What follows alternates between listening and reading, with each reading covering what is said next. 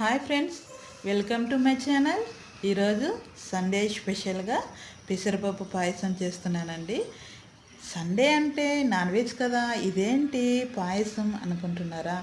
Sunday టైంలో non వెజే కాదండి, పాయసం కూడా చేసుకోవచ్చు. ఇది కూడా స్పెషల్. ఇక ఎలా చేయాలో పెసరపప్పు పాయసం చూద్దాము రండి. ముందుగా పెసరపప్పును వేయించుకోవాలండి.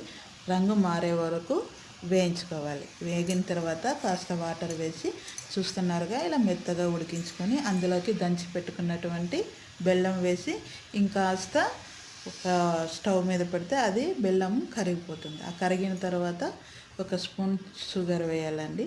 షుగర్ వేసిన తర్వాత దానిని కూడా చక్కగా కలుపుకొని పెసరపప్పుతో పాటు కలిసిన తర్వాత మనము ఒక బౌల్తో సేమియా వేసానండి.